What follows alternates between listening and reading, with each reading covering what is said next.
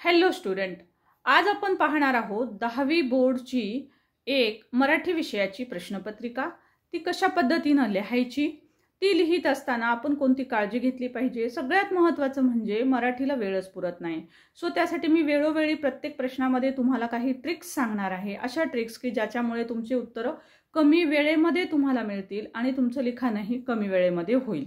Okay, so त्याचबरोबर आपण याच्यामध्ये पाहणार आहोत आणि ती महत्त्वाची गोष्ट म्हणजे काही महत्त्वाच्या ट्रिक्स, सो काही महत्त्वाच्या सूचना, अशा विविध गोष्टींची आपण चर्चा करणार आहोत आणि संपूर्ण प्रश्नपत्रिकेचा आपण फॉलोअप करणार आहोत, जेणेकरून आपलं संपूर्ण रिव्हिजन होणार आहे। सो बरेचसे तुमच्या अशा शंका आहेत, त्या शंकांचं निरसन सुद्धा मी तुम्हाला ही प्रश्नपत्रिका सोडवत असताना करणार आहे। सो स्टुडंट, नक्कीच काळजीपूर्वक पाहायचं आहे आपल्याला आणि यामध्ये ज्या काही तुमच्या शंका असतील त्या तुम्ही मला कमेंट बॉक्समध्ये विचारू शकता।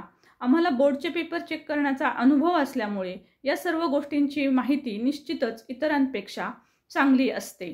सो त्यासाठी जरूर आपला हा व्हिडिओ जो आहे तो शेवटपर्यंत पहा आणि काही शंका असल्यास जरूर विचारा। चला तर सुरुवात करूया चर्चेला, त्या प्रश्नपत्रिकेला ज्याच्या सहाय्याने आपण संपूर्ण अभ्यास आणि त्याचे सर्व रूल्स शिकणार आहोत।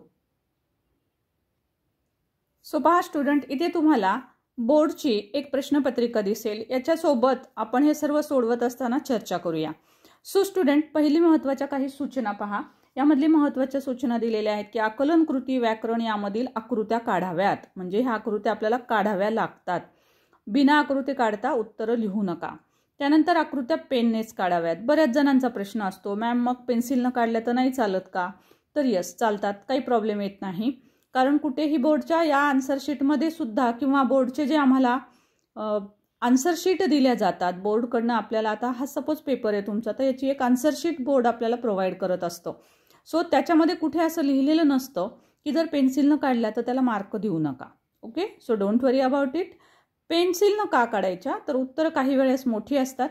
पेननं अगोदरच बॉक्स केले तर एखादं उत्तर मोठं होत असेल तर प्रॉब्लेम होतो आणि मग आपल्याला पुन्हा नवीन बॉक्स काढावा लागतो, खाडाखोड होते। सो त्यासाठी पेन्सिलनं जर काढलं तर उत्तम। एक मधला पर्याय असा करू शकता की जिथं खात्री आहे तिथं पेननं काढा की तुमचं वाक्य बसेल। समजा तुम्हाला खात्री नसेल की वाक्य बसणार नाही आहे, तर अशा वेळेला तुम्ही पेन्सिलनं काढू शकता आणि मग त्याला पेननं पुन्हा एकदा त्याला कव्हर करू शकता। सो अशा पद्धतीनं तुम्ही करू शकता, पण पेन्सिलनं काढलं तर काहीही प्रॉब्लेम येत नाही। ॲज अ बोर्ड एक्झामिनर किंवा पेपर चेकिंगचा आम्हाला अनुभव असल्यामुळे या सर्व गोष्टी ह्या अगदी निश्चित खात्रीपूर्वक लक्षात ठेवा। सो बघा, काही पुढची महत्त्वाची सूचना आहे, स्वच्छता, नीटनेटकेपणा आणि लेखन नियमानुसार लेखन याकडे लक्ष द्यायचं आहे। म्हणजे नेमकं काय करायचं असतं, तर स्टुडंट्स, महत्त्वाची ही गोष्ट असते की तुमचं अक्षर जे आहे तर ते व्याकरणदृष्ट्या सदोष असावं।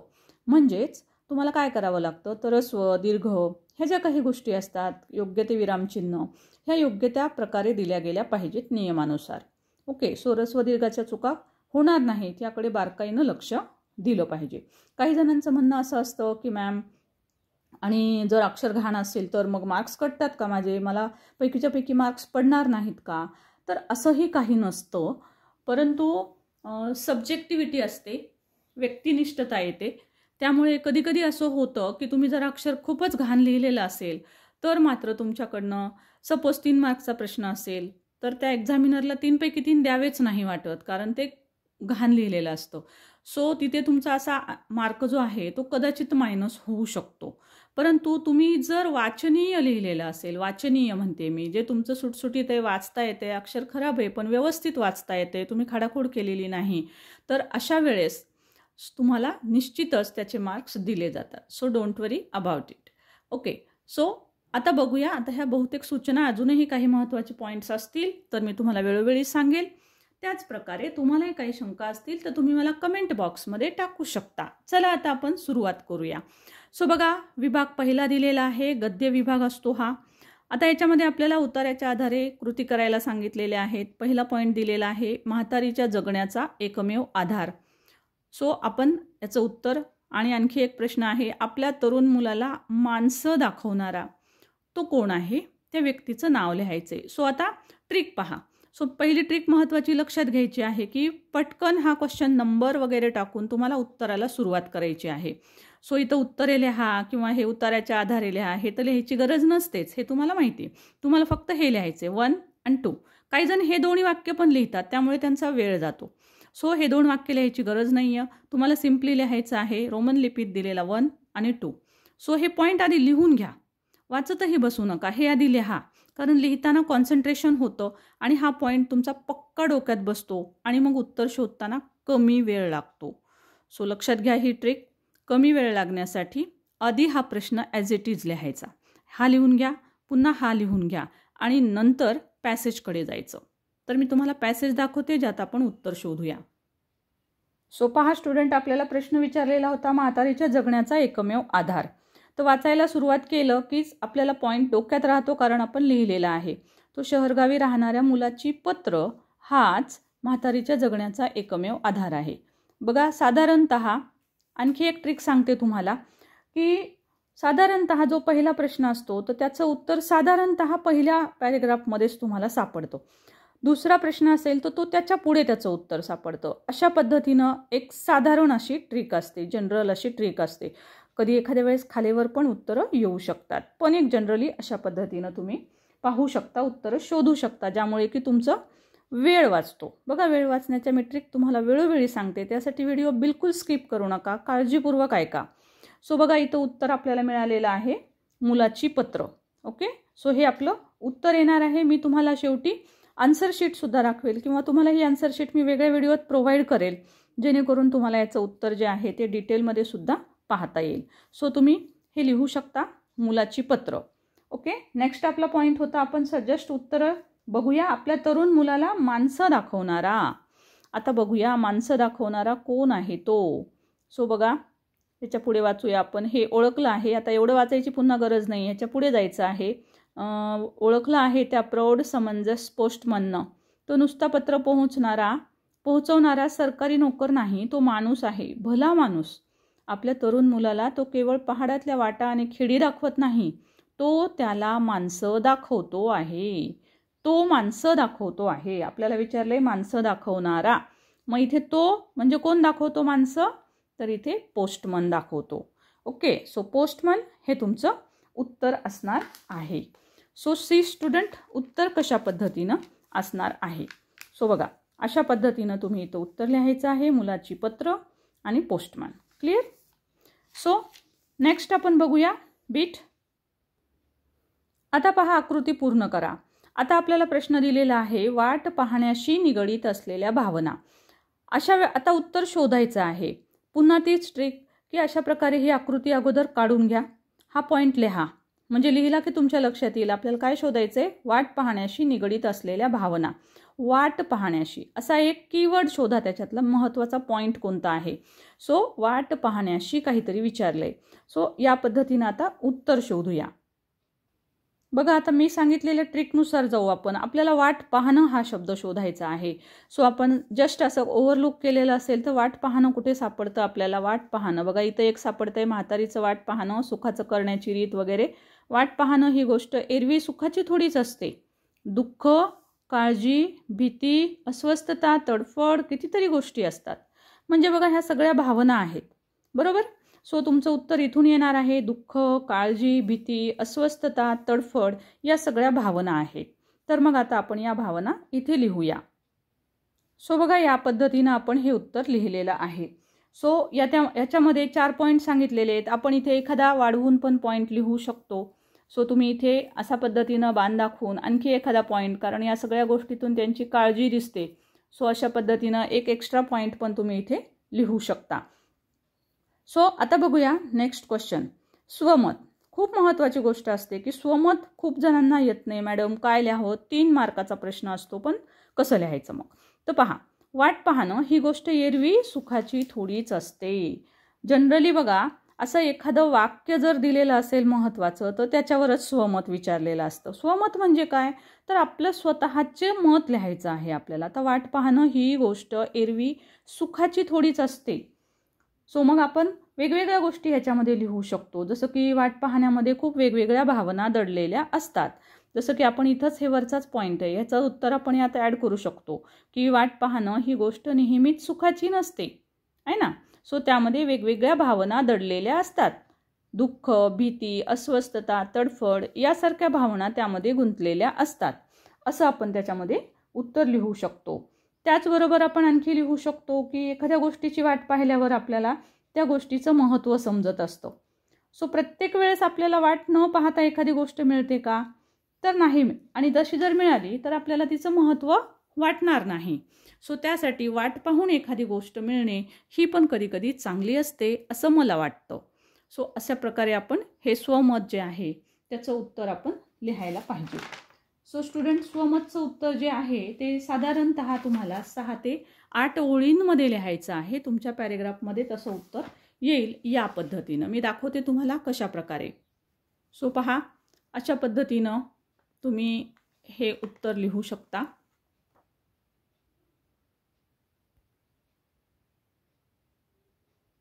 आता इथून प्रश्न दुसरा सुरू होतो. उत्तराच्या आधारे सूचनेनुसार कृती करा. आता दुसरा उतारा दिलेला आहे, त्यामध्ये आपल्याला प्रश्न विचारलेला आहे सोनालीच्या झोपेची वैशिष्ट्य. सो 2 वैशिष्ट्ये विचारलेली आहेत, 2 मार्कांसाठी प्रश्न आहे. त्यामुळे मी म्हटलं असं छोटं जर बॉक्स केला तर प्रॉब्लेम होऊ शकतो. त्यासाठी हा बॉक्स तुमचं उत्तर किती आहे त्यानुसार तुम्ही तयार करा. सो त्यासाठी आधी बघूया सोनालीच्या झोपेची वैशिष्ट्ये कोणती आणि कुठपर्यंत आहेत. आता आपल्याला उत्तर शोधायचं आहे. कीवर्ड लक्षात घेतलाय आपण, सोनालीची झोप. ओके, तर सोनालीची झोप शोधायची आहे आपल्याला. सो आपण या पद्धतीनं जाऊया. सोनाली झोपायची वेळ झाली की सोनाली उडी मारून बिछाण्यात शिरे. बघा, मी सांगितल्याप्रमाणे प्रश्न पहिला किंवा जो काही दिलेला असेल तर त्याची सुरुवातीलाच उत्तर सापडतं. सो फार वेळ घालवायचाच नाही इकडे तिकडे पाहात. सो पहिला प्रश्न आहे सुरुवातीला उत्तर शोधा. दुसरा प्रश्न आहे थोडंसं 1-2 लाईन्स झाल्यावर शोधा. अशा पद्धतीनं उत्तर शोधा आणि भरभर शोधा. थोडंसं काम फास्ट करायला शिका म्हणजे तुमचा वेळ वाचेल. सो बघा, इथं तुम्हाला उत्तर मिळेल. सोनाली उडी मारून बिछाण्यात शिरे, पण चटकन झोपी जायचा तिचा स्वभावच नव्हता. बिछाण्यात आली की ती माझं तोंड चाटू लागे, मग केस चाटे, पंजाने माझे केस विस्कटून टाकी, वगैरे वगैरे. हे सर्व दंगामस्ती चालायची वगैरे. इथंपर्यंत तिचं भरपूर उत्तर आहे की दोघी आपापली जागा पकडून झोपायला येत, इथंपर्यंत. सो यामधले कोणतेही 2 पॉईंट व्यवस्थितरित्या तुम्ही इथं लिहिणं अपेक्षित असते. लक्षात ठेवा, उत्तर 2 मार्कांचं आहे.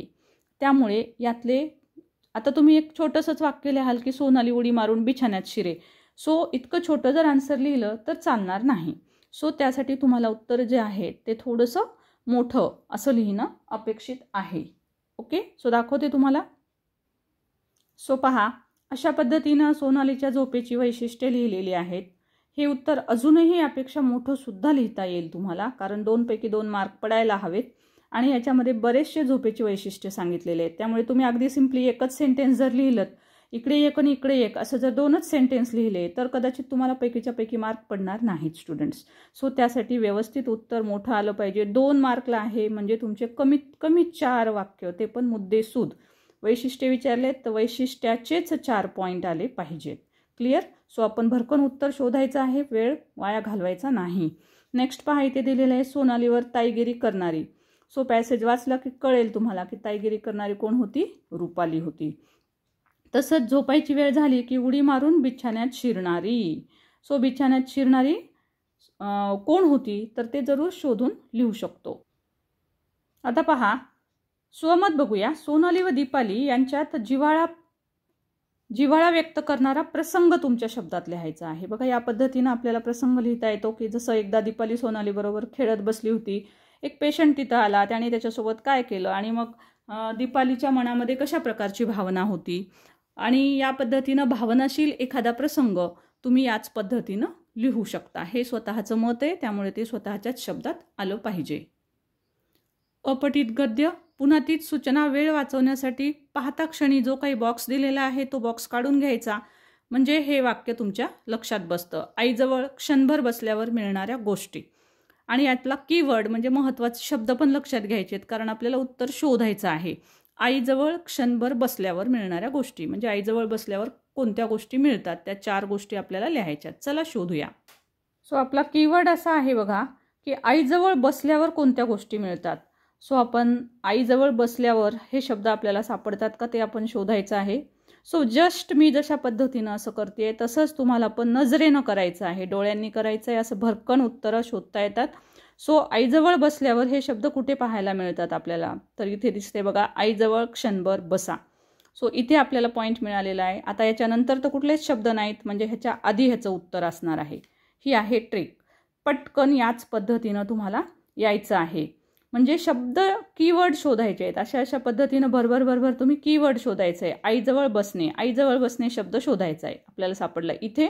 सो त्याचं उत्तर याच्या आधी असेल, कारण नंतर लाईन्स नाही आहेत. सो मग आधीच्या 3-4 लाईनमध्ये शोधायचे, कारण आपल्याला हे उत्तर 2 मार्कांसाठी हवं आहे. सो त्यासाठी 2 मार्कांचं उत्तर मोठं असतं. सो बघा आता साधारणतः तुमच्या एवढ्या एक पॅरेग्राफमध्ये उत्तर असू शकतं. म्हणून आपण बघूया इथून वाचून. सो आई ह्या 2 अक्षरात साऱ्या श्रुती स्मृती आहेत, सारी महाकाव्य आहेत. इथून जर वाचलं तर तुमच्या लक्षात येईल बघा.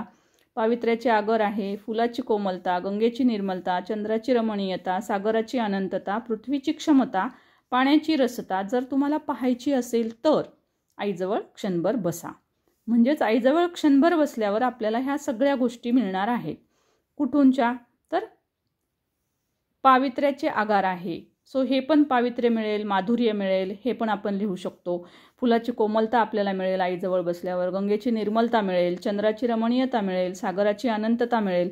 सो त्यानुसार तुम्हाला तुमचे बॉक्स जे आहेत ते करायचे आहेत. बॉक्स भरपूर करायचे असल्यामुळे सुद्धा आपल्याला वेळ पुरत नाही, परंतु स्टुडंट थोडंसं काम फास्ट करतच राहावं लागतं. सो अशा पद्धतीनं आपण उत्तर लिहून घेऊन नंतर आपण त्याचे बॉक्स करायचे असतात. ओके. विभाग 2 पहा, पद्य. याच्यामध्ये तुम्हाला पुन्हा चौकटी भरायला दिल्यात. आता पुन्हा ती ट्रिक. पहिला प्रश्न आहे तो सुरुवातीला उत्तर शोधूया, दुसरा प्रश्न आहे त्याच्या पुढे उत्तर शोधूया. तर बघा, डॉक्टर बाबासाहेब आंबेडकरांनी नाकारलेली गोष्ट. इथून जर वाचायला सुरुवात केली तर तुम्हाला सापडेल, सूर्यफुलांनी पाठ फिरवली होती, मळवाटेने जायचे नाकारलेस. म्हणजे नाकारलेली कोणती गोष्ट आहे, तर मळवाटेने जाणे. सो तुम्ही इथं उत्तर लिहून टाकायचं आहे, मळवाटेने जाणे. डॉक्टर बाबासाहेब आंबेडकरांचे स्वागत करणारे. आता इकडच्या 3 लाईन्समध्ये आधी शोधायचंच नाही, पहिले पुढे शोधायचं, आणि नाही सापडलं तर मग ह्या लाईन्स पाहायच्या. क्लिअर. सो ही आहे ट्रिक. डॉक्टर बाबासाहेब आंबेडकरांचे स्वागत करणारे. आता इथपर्यंत आपण आलो होतो, ह्याच्या पुढे बघू. खाच खळग्यांनी तुझे स्वागत केले. आहे की नाही उत्तर, त्याच्या पुढे. सो बघा, मग हे उत्तर येणार आहे, खाच खळगे. स्वागत कोणी केलंय, खाच खळगे यांनी स्वागत केलंय. सो बघा, या पद्धतीनं ट्रिक लक्षात ठेवा. ही आहे ती संपूर्ण पोयम. सो पुढचा प्रश्न आहे, डॉक्टर बाबासाहेब आंबेडकरांनी केलेलं कार्य. तर आपल्याला कीवर्ड लक्षात ठेवायचा आहे, बाबासाहेब आंबेडकर आणि कार्य. चला तर बघूया. सो पहा स्टुडंट, सुरुवातीलाच दिसेल, तू फुंकलेस रणशिंग अगाध ज्ञानाच्या बळावर, तू तोडल्यास गुलामांच्या पायातल्या बेड्या आणि केलेस उभे चौदार तळ्याच्या काठावर, युद्धात जवानांना उभे करावे तसे. सो तुम्हाला इथूनच तुम्हाला त्यांनी काय काय केलंय याचं कार्य दिसेल. सो फक्त शब्दात तुम्हाला ते लिहायचंय. पहा, या पद्धतीनं कार्य लिहू शकता. अगाध ज्ञानाच्या बळावर रणशिंग फुंकले, गुलामाच्या पायातील बेड्या तोडल्या, बहिष्कृत भारत उभा केला. आता हे आपण असं लिहिलेलं आहे, मी मुद्दाम दाखवतेय तुम्हाला, कारण याच्यानंतर आपण अशा पद्धतीनं पेन किंवा पेन्सिल घेऊन तुम्ही स्केल घेऊन तुम्ही बॉक्स करू शकता. सो हे बॉक्स तुम्ही नंतर करायचे आहेत, हे मी दाखवते आहे. कारण असं लिहित असताना एखाद्या वेळेस लहान मोठं झालं तर मग तुमचे बॉक्स पुन्हा आपल्याला खोडता येत नाहीत. सो यानंतर लिहिणं झाल्यावर, उत्तर लिहिणं झाल्यावर बॉक्स करा. ही एक महत्त्वाची ट्रिक लक्षात ठेवा. आधी उत्तर लिहून घ्या आणि नंतर तुम्ही बॉक्स करा, म्हणजे तुमचे बॉक्स छोटे मोठे होणार नाहीत. यूज स्केल माझ्याजवळ नव्हती त्यामुळे मी नाही यूज केली. आता पुढचा प्रश्न पहा. एकतर तुम्हाला ह्या पद्यपंक्ती दिलेल्या आहेत, कवितेतल्या ओळी, त्याचा अर्थ तुमच्या शब्दात लिहायचा आहे.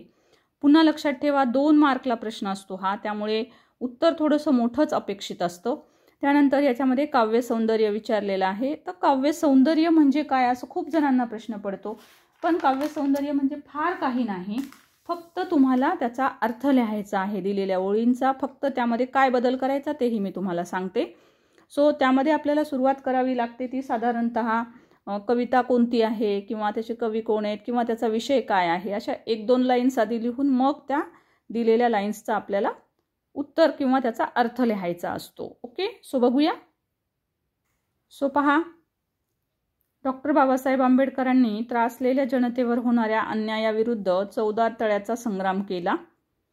अन्याय सहन करणाऱ्या मूक जनतेचे ते महानायक बनले. बहिष्कृत असलेल्या समाजाला त्यांनी नवचैतन्य देऊन जागृत केले. अशा पद्धतीने आपण ते उत्तर लिहू शकतो. आता बघूया काव्य सौंदर्य. सो पहा, या पद्धतीनं काव्य सौंदर्य लिहित असताना त्याचे कवी जे कोण आहेत ते ज.वी. पवार, डॉक्टर बाबासाहेब आंबेडकर यांची थोरवी सांगताना त्यांनी पुढील ओळी लिहिलेल्या आहेत आणि त्या ओळींचा अर्थ खालीलप्रमाणे आहे. अशा पद्धतीनं सुरुवात केलेली आहे. म्हणजे याच्यामध्ये तुम्हाला कवीचं नाव लिहिणं अभिप्रेत आहे, अपेक्षित आहे. आणि नंतर ह्या ज्या ओळी दिलेल्या आहेत त्याचा अर्थ आपण या पद्धतीनं लिहिलेला आहे की चौदार तळ्यांच्या संघर्षाला 50 वर्ष पूर्ण झाली आहेत. सूर्यफुले जी सुख समृद्धीचे प्रतीक आहेत, त्यांनी भूतकाळात पाठ फिरवली होती, ती सूर्यफुले अजून तुझा ध्यास घेत आहेत वगैरे. या प्रकारे ज्या काही ओळी दिलेल्या आहेत त्या ओळींचा अर्थ आपल्याला आपल्या शब्दामध्ये लिहायचा असतो. आता पहा, पुढचा प्रश्न असा आहे की खालील मुद्द्यांच्या आधारे कोणत्याही एका कवितेसंबंधीची कृती सोडवायची. 3 पॉईंट दिलेले आहेत. भरतवाक्य किंवा आश्वासक चित्र, या 2 कविता दिलेल्या आहेत. बघा, इथं 2 कविता दिलेल्या असतात, लक्षात घ्यायचं आहे. सो तुम्हाला दोन्हीपैकी कोणत्याही एका कवितेचं उत्तर लिहायचं आहे. म्हणजे समजा तुम्ही भरतवाक्याचं लिहित असाल तर तुम्हाला भरतवाक्याचे कवी कवयित्री जे कोण आहेत त्यांचं नाव लिहायचं आहे, प्रस्तुत कवितेचा विषय लिहायचा आहे आणि प्रस्तुत कविता आवडण्याची किंवा न आवडण्याची कारणं लिहायची आहेत. कोणत्याही दोन्हीपैकी एकच करायचं आहे. त्यामुळे इथं तुम्हाला अशा प्रकारे दोन्ही बॉक्स काढण्याची गरज नसते. तर बघा, खूप सोपा प्रश्न असतो हा. रसग्रहणमध्ये मी तुम्हाला या प्रश्नाचं उत्तर दिलेलं आहे. याच्यावर सेपरेट आपला व्हिडिओ पण आत्ताच मी अपलोड केलेला आहे. सो जरूर तो एकदा पाहून घ्या की एकाच टेबलवरून तुम्ही कवितेचे 12 मार्क कसे मिळवू शकता ते रसग्रहणमध्ये, आणि या कवितेचे जे प्रश्न आहेत कृतीवर आधारित तर त्या व्हिडिओमध्ये मी सांगितलेलं आहे. आता पहा, या पद्धतीचं उत्तर लिहित असताना काही नाही, आपल्याला फक्त कवयित्रीचं नाव लिहिलेलं आहे, विषय आहे स्त्री पुरुष समानता, आवडण्याची कारणं कोणती आहेत. आता तर शक्यतोवर पॉझिटिव्ह लिहा, सकारात्मक उत्तर लिहावं. मला आवडलं नाही, मला ही कविता आवडली नाही असं अजिबात लिहायचं नाही. त्यालाही मार्क पडत असतात, परंतु शक्यतोवर सकारात्मक लिहावं. सो त्यासाठी मला ही कविता खूप आवडली. ही कविता का आवडली तर आत्ताच्या आमच्या पिढीतली आहे. या कवितेमध्ये आमच्या मनातील भावभावना आणि विचार थोडक्यात मांडलेले आहेत. आम्ही जेव्हा एकमेकांसोबत वावरतो तेव्हा आमच्या मनामध्ये भेदभाव नसतो. अशा प्रकारे स्त्री पुरुष समानतेच्या बाबतीमध्ये ही कविता असल्यामुळे मला ती आवडलेली आहे असं आपण याच्यामध्ये लिहिलेलं आहे. कारण आवडण्याची कारणं लिहायची होती, का आवडलेली आहे. सो अशा पद्धतीनं तुम्ही तुमच्या भाषेत तुम्हाला जे वाटतंय उत्तर ते तुम्ही लिहू शकता. तुम्ही असंही लिहू शकता की स्त्रियांना प्राधान्य दिलेलं आहे म्हणून मी एक स्त्री आहे म्हणून मला ही कविता खूप आवडली, असंही लिहू शकता. सो तुम्ही तुमचं मत इथे मांडू शकता. नेक्स्ट क्वेश्चन आहे पहा, ई मध्ये 4 गुणांचा. काव्यपंक्तीचे रसग्रहण करा. आता आपल्याला ह्या कवितेच्या ओळी दिलेल्या आहेत. आता ह्याचं रसग्रहण करायचं. बघा, काय असतं बाबा रसग्रहण? तर रसग्रहण म्हणजे काय करावं? तर बघा, रसग्रहण कसं करावं हे जर तुम्हाला बिलकुलच माहीत नसेल तर आपला रसग्रहणचा व्हिडिओ जरूर पहा. त्यात मी डिटेल सर्व सांगितलेलं आहे. एका टेबलच्या मदतीनं तुम्ही 12च्या 12 मार्क कवितेचे पक्के करू शकता. तो व्हिडिओ रसग्रहणचा जरूर पहा. इथे मी तुम्हाला आत्ता दाखवते शॉर्टमध्ये. सो पहा, रसग्रहण जर करायचं असेल आपल्याला कुठल्याही ओळींचं तर ते अशा पद्धतीनं 3 पॉईंटमध्ये लिहावं लागतं. पहिला पॉईंट लिहावा लागतो आशय सौंदर्य, दुसरा लिहावा लागतो काव्य सौंदर्य आणि तिसरा भाषिक सौंदर्य. सो आशय सौंदर्यामध्ये साधारणतः आपल्याला ती कविता कोणती आहे, कवितेचं नाव, कवितेचे कवी, तुम्ही कोणत्या संग्रहातून ती घेतलेली आहे ते, आणि त्याचा साधारणतः जो काही विषय असेल तो ह्याच्यामध्ये लिहावा लागतो. त्यानंतर काव्य सौंदर्यामध्ये तुम्हाला ज्या दिलेल्या ओळी असतात कवितेमध्ये दिलेल्या रसग्रहण करण्यासाठी, तर त्या ओळींचा एक्झॅक्ट अर्थ तुमच्या शब्दात लिहावा लागतो. सो काव्य सौंदर्य कसं लिहावं मॅडम असं काही जण विचारतात. सो कसं लिहावं म्हणजे काय, तर त्या ओळींचा तुमच्या भाषेत अर्थ लिहायचा आहे. बघा, कवितेतल्या ओळींची वाक्यरचना वेगळी असते आणि आपण बोलताना वापरतो ती वाक्यरचना वेगळी असते. इंग्रजीच्या भाषेत सांगायचं तर कर्ता क्रियापद कर्म असं आपण वाक्य लिहित असतो. सो तशा पद्धतीनंच मराठीमध्ये सुद्धा आपल्याला वाक्य स्वतःच्या भाषेत लिहावी लागतात. कवितेची भाषा ही वेगळी असते. सो स्वतःच्या भाषेत हे अशा पद्धतीनं इथं काव्यसौंदर्य लिहिले. सो काव्यसौंदर्य म्हणजे थोडक्यात काय, फक्त कवितेतला त्या ओळींचा अर्थ लिहिणे स्वतःच्या भाषेत. आता भाषिक सौंदर्य. भाषिक सौंदर्यामध्ये साधारणतः तुम्हाला काय लिहावं लागतं तर भाषेची शैली कशी आहे, ती रचना साधी आहे, सोपी आहे भाषा, बोलीभाषा कशी आहे, संवाद निवेदनात्मक आहे का, कथनात्मक आहे का, किंवा त्याच्यामधनं दिसणारा एखादा अलंकार असेल तर तो अलंकार याचं आपल्याला इथे लिहावं लागतं. सो अशा पद्धतीनं लिखाणाची मेथड याच पद्धतीनं ठेवा, म्हणजे जेणेकरून बघा किती सुंदर वाटतं हे लिहिलेलं. काही जण काय करतात, हे इकडं पण लिहायला लागतात, पण असे सौंदर्य शब्द जिथं लिहिलेला आहे तेवढ्या इकडच्या बाजूला तुम्ही काहीच येऊ देऊ नका, म्हणजे तुम्हाला तुमचा पेपर जो आहे त्याचं प्रेझेंटेशन खूप सुंदर दिसेल. आदर्श उत्तरपत्रिका कशी लिहावी तर हाही व्हिडिओ आपला सध्या खूप गाजतो आहे, सो तोही व्हिडिओ जरूर पाहून घ्या, म्हणजे तुम्हाला प्रेझेंटेशन कळेल. आता सुरू झाला विभाग 3 स्थूल वाचनाचा. आता याच्यामध्ये तर पहा, स्थूल वाचन तुम्हाला एकूण स्थूल वाचनच 4 आहेत, महत्त्वाचे 4च आहेत, फक्त 4. आता 4 पैकी 3 वर प्रश्न येतात आणि 3 पैकी लिहायचे असतात फक्त 2. ओके, सो यावर तर मी स्पेशल व्हिडिओ बनवलेला आहे. प्रश्न कोणता आलेला आहे, कोणत्या स्थूल वाचनमधला आहे, एवढंच फक्त तुम्हाला समजून घ्यायचं आहे. आणि मग त्या स्थूल वाचनमधलं एकच उत्तर तुम्ही पाठ करायचं आहे आणि तेच स्थूल वाचनचं उत्तर तुम्ही लिहायचं आहे. मग प्रश्न तुमचा कोणताही येवो, कोणताही म्हणजे आता जसं की हा प्रश्न आहे तर मनक्या पेरेन लागा यामधला आहे, आणि हा जो प्रश्न आहे तर हा प्रश्न तुमचा जो विरांगणामधला आहे. सो तुम्ही हा विरांगणाचं उत्तर लिहित असताना मनक्या पेरेन लागाचं उत्तर लिहिलं तर चुकेल. तुम्ही म्हणाल मॅडम कोणतंही उत्तर एकच लिहा, तसा अर्थ नाही. सो विरांगणामधला प्रश्न आला तर मी दिलेला विरांगणामधला कोणतंही उत्तर तुम्ही लिहू शकता.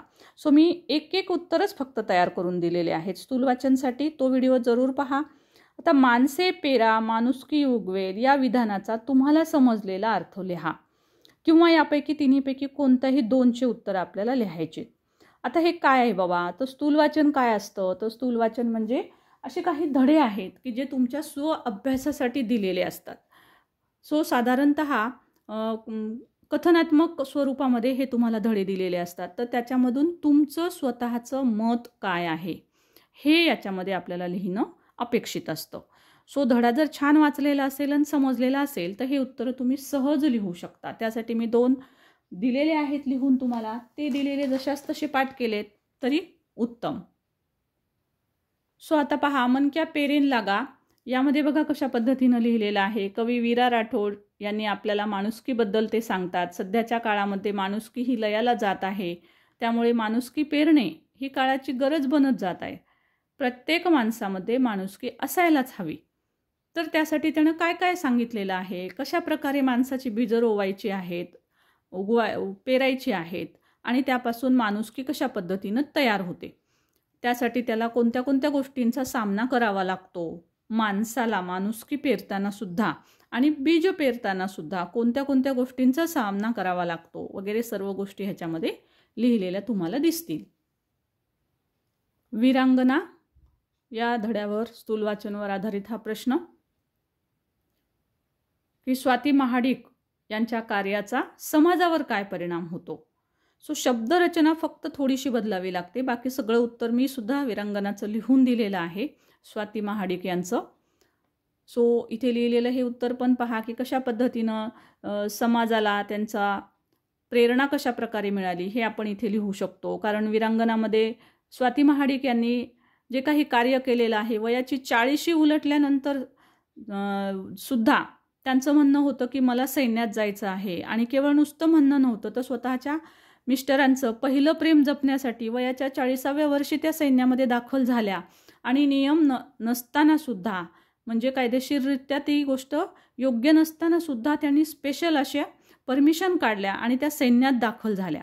सो याच्यामधून त्यांनी किती छान दाखवून दिलेलं आहे समाजाला की तुम्ही कितीही दुःखी असाल, कठीण परिस्थितीत असाल, तरीसुद्धा तुमचं दुःख बाजूला ठेवून तुम्ही उभं राहिलं पाहिजे, तुम्ही खचून गेलं नाही पाहिजे. आणि एक स्त्री जरी असलात तुम्ही तरीसुद्धा तुमच्यामध्ये सुद्धा एक मानसिक आणि शारीरिक बळ असतं, हे आपण दाखवून दिलं पाहिजे. असा एक सामाजिक संदेश आपल्याला या धड्यातून मिळतो, असं आपण इथं लिहू शकतो. आपल्या मनामध्ये जर लेसन पूर्ण असेल तर आपण शब्दरचना आपल्या म्हणण्यानुसार आपण बदलू शकत असतो. सो असं खूप जणांना वाटेल की मॅडम ह्याचं उत्तर किती लिहायचं काय नाही.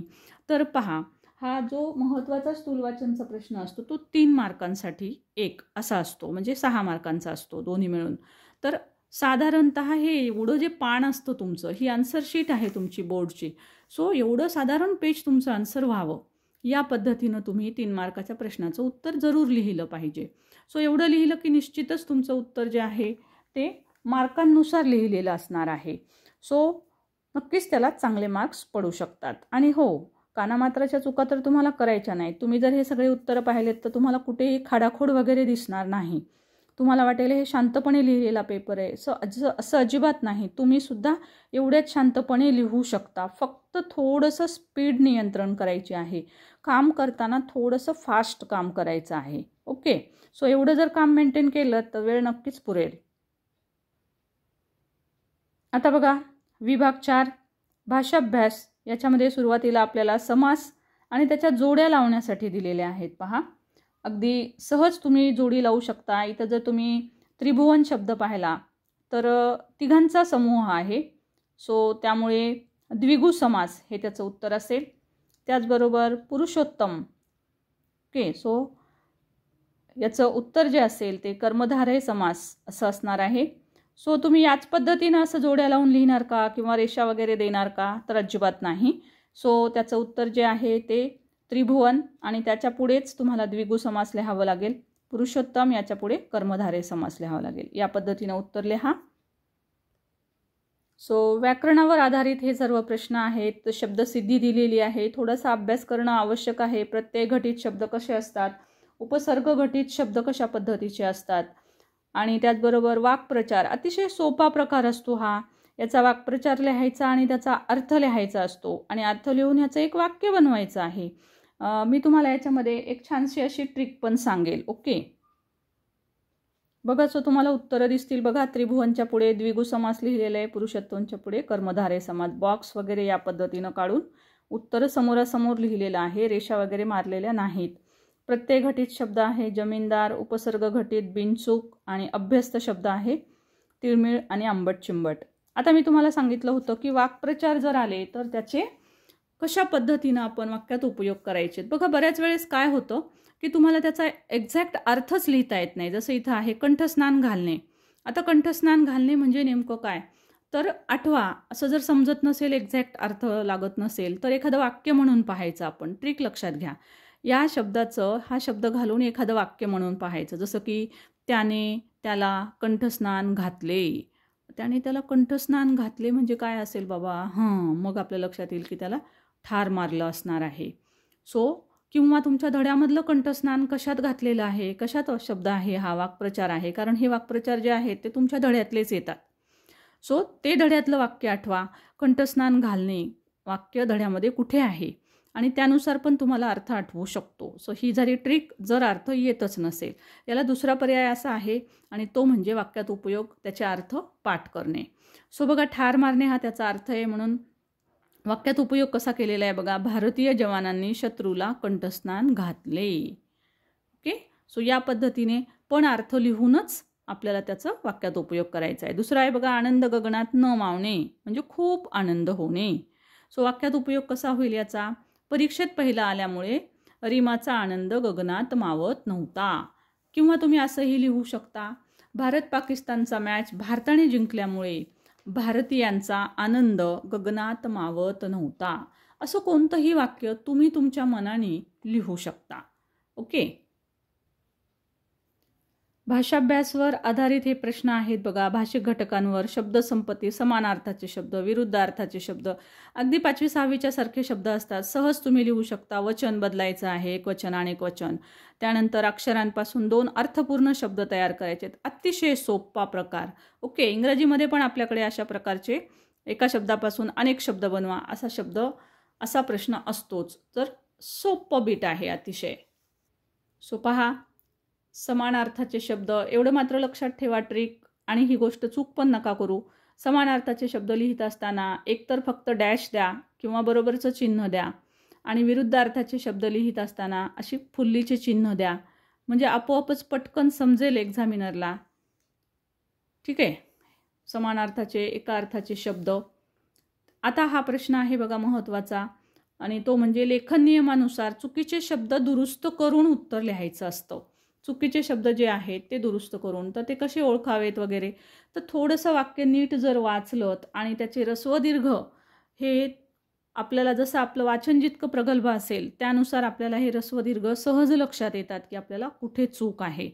ओके, सो थोडंसं 2-3 वेळेस एक एक शब्द एक एक वाक्य जे आहे ते 2-3 वेळेस वाचावं, म्हणजे साधारणतः आपल्याला लक्षात येतं की ऱ्हस्व दीर्घाच्या चुका कुठं झालेल्या आहेत. कधी कधी एकवचन अनेक वचनानुसार वाक्यरचना चूक दिलेली असते, सो ते पण पाहायचं असतं आणि त्यानुसार आपल्याला उत्तर लिहिता येतं.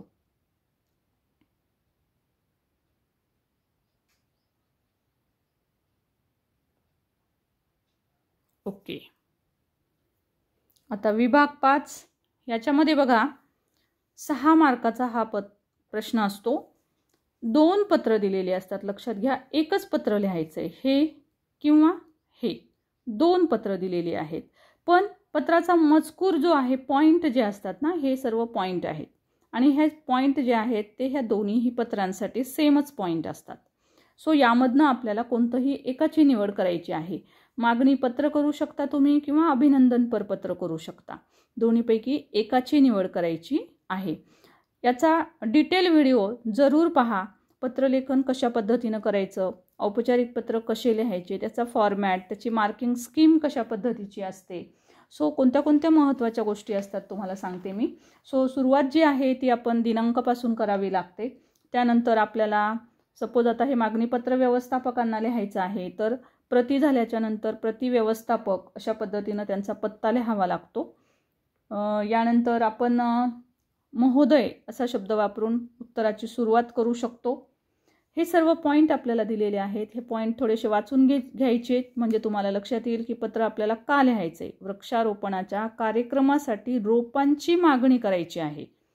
सो तुम्ही रोपांची मागणी करणार आहात आणि तुम्हाला इथं दिले पहा, मधुर, मधुरा कुलकर्णी, ज्ञानदीप विद्यालय सांगली विद्यार्थी प्रतिनिधी या नात्याने. म्हणजे तुम्ही कोण आहात, तर तुम्ही मधुर किंवा मधुरा आहात आणि तुम्ही एक विद्यार्थी प्रतिनिधी आहात. सो विद्यार्थी प्रतिनिधी म्हणून तुम्हाला हे पत्र लिहायचं आहे. सो जे आपण शेवट करतो त्यामध्ये आपण शेवटी लिहितो ना आपण कोण आहोत, तर त्यामध्ये तुम्हाला आपल्याला हा पत्ता जो आहे तो आपल्याला तिथे लिहावा लागणार आहे, हे लक्षात घ्या. आणि यानुसार आपल्याला रोपांची मागणी करायची. आपल्याला सुरुवात करायची आहे की मी या ज्ञानदीप विद्यालय सांगली येथील एक विद्यार्थी आहे, मी विद्यार्थी प्रतिनिधी आहे. मी विद्यार्थी प्रतिनिधी या नात्यानं तुम्हाला पत्र लिहित आहे आणि आम्हाला काही स्पर्धा ठेवायच्या आहेत आणि त्यामध्ये तुमचा सहभाग आम्हाला आवश्यक वाटतो. तर त्यासाठी आम्हाला वृक्षारोपण कार्यक्रमासाठी आम्ही हे जो कार्यक्रम आमच्या शाळेत आयोजित केलेला आहे, तर यासाठी आम्हाला काही रोपांची आवश्यकता आहे.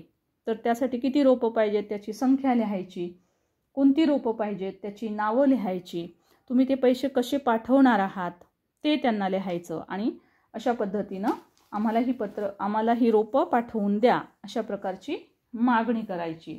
आणि सगळ्यात शेवटी आपल्याला आपला स्वतःचा पत्ता पण लिहिणं अपेक्षित असतं. बघा मी पत्र दाखवते तुम्हाला आणि डिटेल व्हिडिओ हवा असेल तर तुम्ही नक्कीच आपला व्हिडिओ पाहू शकता. डिटेलमधला पत्रलेखन औपचारिक 3 आदर्श औपचारिक पत्र मी त्यामध्ये दाखवलेली आहेत आणि फॉर्मॅट, मार्किंग स्कीम, कुठे कुठे किती किती मार्क्स पडतात, सर्व काही गोष्टी सांगितलेल्या आहेत. सो बघा मी आत्ता जसं सांगितलं त्या पद्धतीनं दिनांकाने सुरुवात करायची. प्रतिमध्ये व्यवस्थापकाचा पत्ता लिहिलेला आहे, महोदयने सुरुवात केलेली आहे आपण आणि आपण इथं लिहिलं आहे की मी ज्ञानदीप विद्यालयातील विद्यार्थी प्रतिनिधी या नात्याने पत्र लिहित आहे आणि मग सर्व का पत्र पाहिजे, का रोपं आपल्याला मागवायचे आहेत वगैरे, ह्याचं सगळं नियोजन काय आहे, कार्यक्रम कोणता आहे, हे सगळं आपण याच्यामध्ये लिहितो. आणि बघा इथे सांगितलेलं आहे की रोपाची पोहोचणी आमच्या शाळेमध्ये करावी आणि आलेला टपाल खर्च आम्हाला कळवावा. म्हणजे टपाल खर्च किती येईल ते आम्हाला कळवावा. आता बघा इथे लिहिताना राहिलेलं आहे की कोणती रोपं मागवायची आहेत, तर ते लिहायचं राहिलं आहे. परंतु तुम्ही तुम्हाला जी गोष्ट मागवायची असते, समजा तुम्हाला रोपं मागवायची आहेत तर कोणती रोपं हवी तर त्याची नावं मेन्शन करा, ती संख्या मेन्शन करा. ह्या महत्त्वाच्या गोष्टी आहेत. ही ट्रिक लक्षात ठेवा की तुम्ही जर मागणीपत्र करत असाल, एखादी वस्तू, बुक्स मागवायचे असतील, रोपं मागवायचे असतील तुम्हाला, तर अशी कुठल्याही प्रकारची संख्यात्मक गोष्ट मागवायची असेल तर त्याची संख्या लिहिणं आवश्यक आहे आणि शक्य असेल तर त्याची नावं पण लिहिणं आवश्यक असतात. सो ह्याच्यामध्ये रोपांची नावं लिहायची राहिली आहेत. सो ती तुम्ही जरूर लिहा.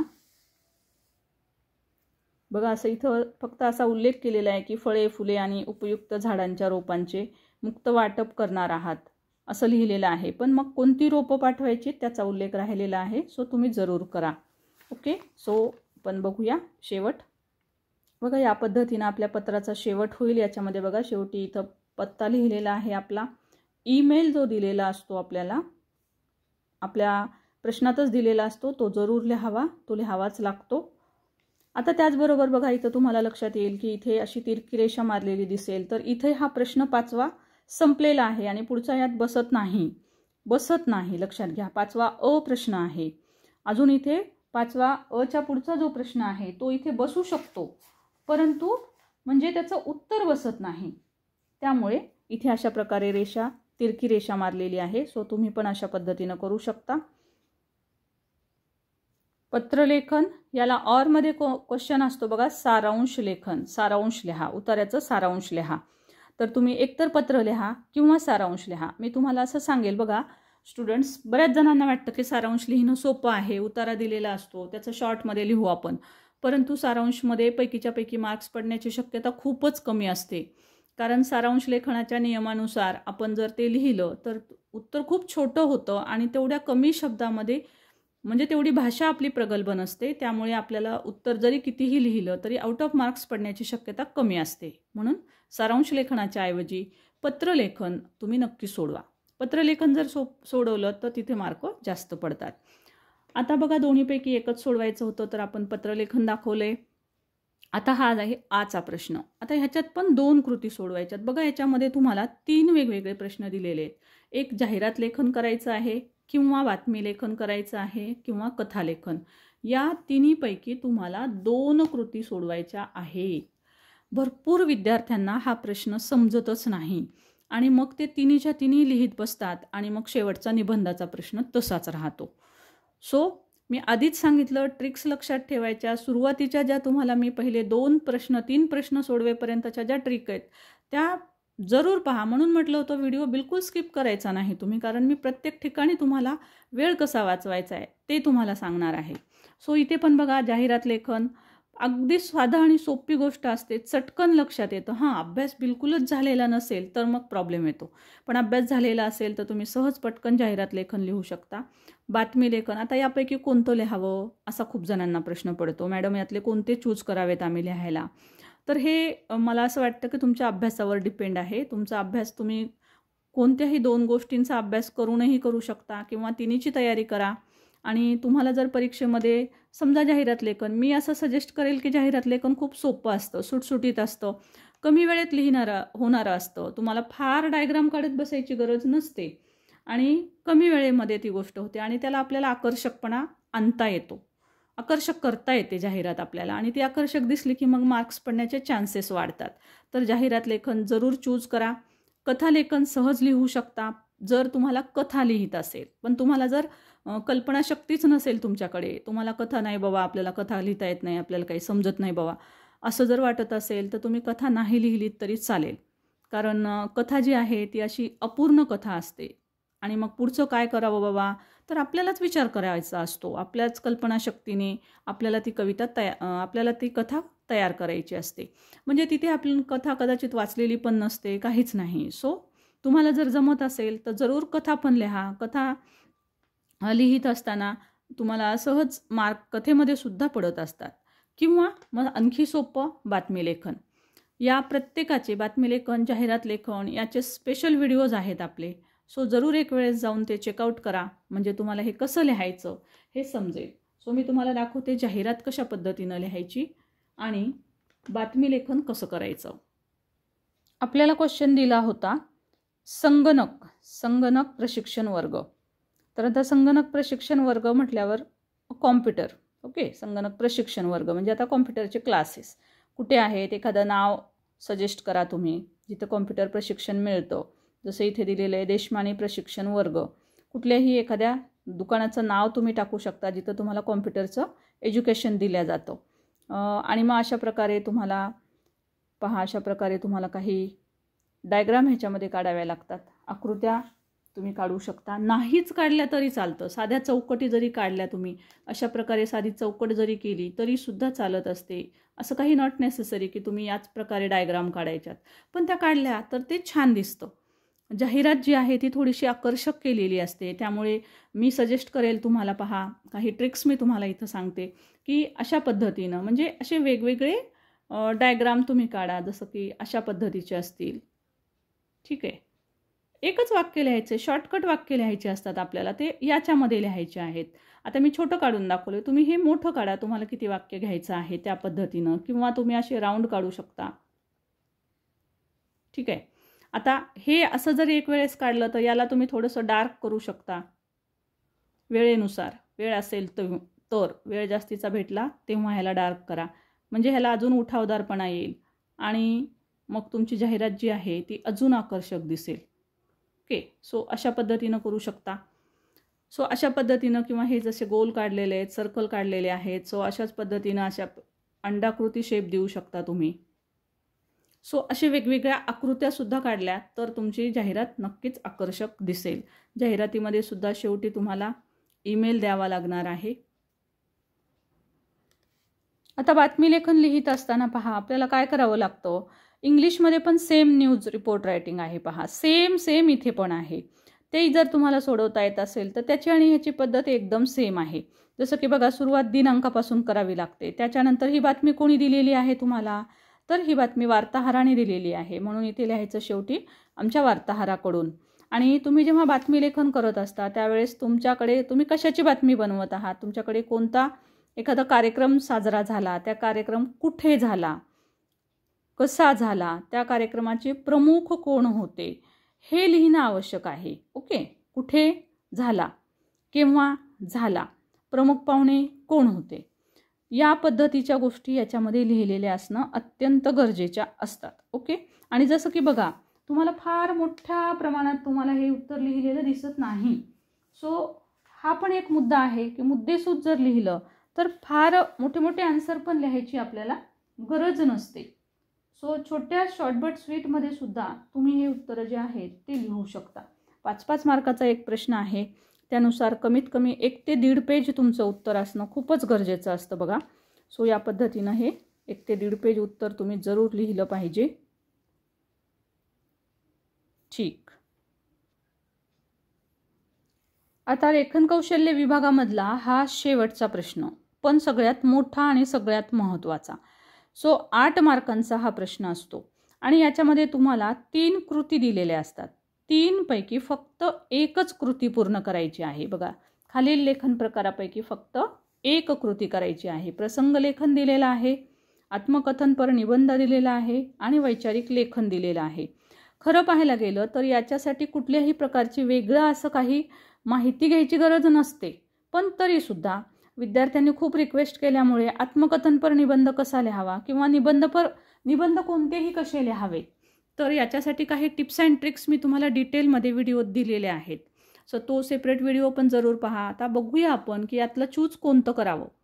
तर काही जण म्हणतात प्रसंग लेखन लिहू का मॅम, का आत्मकथन, का वैचारिक लेखन. तर बघा, मला असं वाटतं की तुम्ही जर आत्मकथनपर निबंध लिहिलात तर जास्त छान राहील. त्याला जास्त मार्क पडण्याची शक्यता राहते आणि दुसरी गोष्ट म्हणजे तुम्हाला सुचण्याची शक्यता जास्त राहते. काय असतं की बऱ्याच वेळेस विद्यार्थ्यांना पुढं काय लिहावं हेच समजत नाही. जसं की मला सारखे मेसेजेस येत आहेत की मॅडम वैचारिक लेखनवर लिहा, वैचारिक लेखन. आता तुम्ही कसं लिहायचं सांगा, कसं लिहायचं सांगा. कसं लिहायचं म्हणजे आपण त्याचे साधारण ट्रिक्स अँड टिप्स देऊ शकतो, पण शेवटी लिखाणासाठी सुचलं तुम्हालाच पाहिजे, कल्पनाशक्ती तुमच्याकडे पाहिजे. त्यामुळे तुम्ही कशा संबंधी विचार करायचा आहे हे मी सांगू शकते. जसं आता इथं बघा आत्मकथन सांगितलेलं आहे, तर आत्मकथन करताना टिप्स अँड ट्रिक्स अशा असतात की मी, माझा, माझी असे आपल्याला शब्द घ्यावे लागतात. दुसरी गोष्ट म्हणजे आत्मकथन जे आहे ते साधारणतः कुठल्या तरी एखाद्या वस्तूवर सांगितलेलं असतं आणि ती वस्तू सहसा निर्जीव असते. ओके, सहसा. तर जर निर्जीव वस्तू असेल तर ती वस्तू सजीव आहे असं आपल्याला समजावं लागतं, तिला बोलता येतं असं आपल्याला समजावं लागतं आणि त्यात सगळ्यात महत्त्वाचं म्हणजे ती वस्तू स्वतः आपण आहोत असं गृहीत धरून आपल्याला हा निबंध लिहावा लागतो. थोडा वेळ लक्षात घ्या की तुम्ही आरसा आहात मग तुम्ही आरसा आहात तर तुम्ही काय बोलाल, आरसा म्हणून तुम्ही काय बोलाल. तर मी आरसा आहे, तुम्ही दररोज माझ्यासमोर उभे राहता, दररोज मला तुम्ही भेटता, दररोज तुम्ही मला निहाळता, आहे ना. सो अशा प्रकारची सुरुवात तुम्ही करू शकता. सो मी, मला, माझे, माझा शोध कसा लागला माहिती का तुम्हाला, आणि माझ्याकडे पाहताना तुम्हाला किती आनंद होतो नाही का. सो आनंदाचे क्षण, अशा प्रकारे ह्याची भाषा कशी असावी निबंधाची, तर तेही अगदी बोलीभाषा टाईप तुम्ही छोटे छोटे सिंपल सेंटेन्सेस लिहायला हवेत, जेणेकरून की तुमचा निबंध जो आहे तर तो आकर्षक वाटेल. खूप जणांना असं वाटतं की जड भाषा, बघा तुमची गाईडमधली नवनीतमधली भाषा वगैरे जी असते तर लांबलचक मोठे मोठे वाक्य असतात. पण विद्यार्थी विचारतात ना खूप वेळेस की वेगवेगळ्या प्रकारच्या आपल्या ज्या उपयोजित लेखनाच्या कृती आहेत, तर मॅडम त्याच्यामध्ये आम्हाला मराठीला पैकीच्या पैकी मार्क्स पडतात का नाही पडतात. तर स्टुडंट पडतात, नक्की पडतात, पण पुस्तकी भाषा नको आहे. पुस्तकी भाषा म्हणजे नवनीतमध्ये वगैरे कशा प्रकारे लांबलचक वाक्य दिलेली असतात, किंवा कुठल्याही तुमच्या टेक्स्ट बुक्समध्ये सोडून अशी लांबलचक वाक्य असतात आणि ती भाषा सोपी आणि सुटसुटीत नसते. सो तशा प्रकारच्या लँग्वेजमध्ये लिहायचं नाही. तो छोटे छोटे वाक्य बनवायचे आहेत, साधे सोपे. आहा, मला पाहून किती आनंद झाला ना, होतो की नाही मला पाहिलं की आनंद. सो असा आरसा बोलतोय, आहा, मला पाहिलं की आनंदित होता की नाही तुम्ही.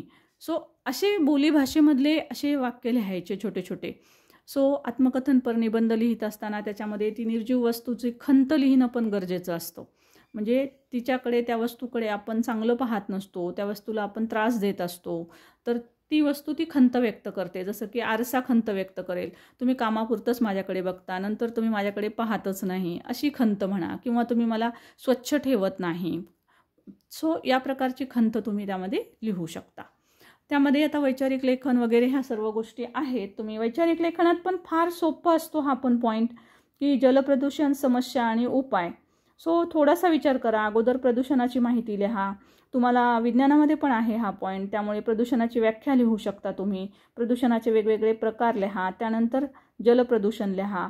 मग जलप्रदूषणाच्या समस्या कोणत्या कोणत्या आहेत, म्हणजे जलप्रदूषणामुळे आपल्याला कोणते कोणते त्रास होतात, कोणत्या त्रासाला सामोरं जावं लागतं, हे सगळ्या समस्या लिहा. जलप्रदूषण म्हणजे पाणी घाण होणं, प्रदूषित होणं. सो पाणी दूषित झाल्यावर किती मोठ्या समस्या असतात, आपल्याला दुखण्यापासून ते जनावरांना सुद्धा पाणी पिता येत नाही, अशा वेगवेगळ्या समस्या तुम्ही तिथे लिहू शकता. आणि मग ह्या समस्यांवरचे उपाय पुढच्या पॅरेग्राफमध्ये लिहायचे. अशा प्रकारे साधारणतः 4 ते 5 पॅरेग्राफ तुम्ही जर केले तर 8 मार्कांसाठी सफिशियंट राहतं. म्हणजे साधारण उत्तर जे आहे तर ते तुमची जी उत्तरपत्रिका आहे त्याचे 2 पेजेस उत्तर आलं पाहिजे. ओके. सो सेपरेट व्हिडिओ पण आहेत, ते जरूर पहा. इथे दाखवते तुम्हाला मी आत्मकथनपर निबंध. सो पहा, मी आरसा बोलतोय. आपल्या चॅनलवर मराठीचे जसे उपयोजित लेखनचे सर्वच व्हिडिओ आहेत, त्याच प्रकारे इंग्रजीचे सुद्धा सगळे व्हिडिओ अपलोड केलेले आहेत. इंग्रजी seen passage, unseen passage, language स्टडीपासून, लँग्वेज स्टडी पॅसेजेसवर प्रश्न आहेत, अनसीन पॅसेजेसवर आहेत, पर्सनल रिस्पॉन्सचे क्वेश्चन कसे सोडवावे, रायटिंग स्किल संपूर्ण, लेटर रायटिंग आहे, स्टोरी रायटिंग आहे, न्यूज रिपोर्ट रायटिंग आहे. प्रत्येक बीटवर आपण सेपरेट प्रश्न घेतलेले आहेत, त्याचे व्हिडिओ ऑलरेडी अपलोड केलेले आहेत. सो जरूर तेही व्हिडिओ तुम्ही पहा आणि ते वाचून इंग्रजीच्या पेपरला जरूर जा. सो हा व्हिडिओ आवडला असेल तर लाईक शेअर जरूर करा. त्या सर्व विद्यार्थ्यांपर्यंत पोहोचवा ज्यांच्यासाठी हे रिव्हिजन अत्यंत इम्पॉर्टंट असणार आहे. Thank you so much for watching. नवीन असाल तर चॅनल सबस्क्राईब करा. थँक्यू.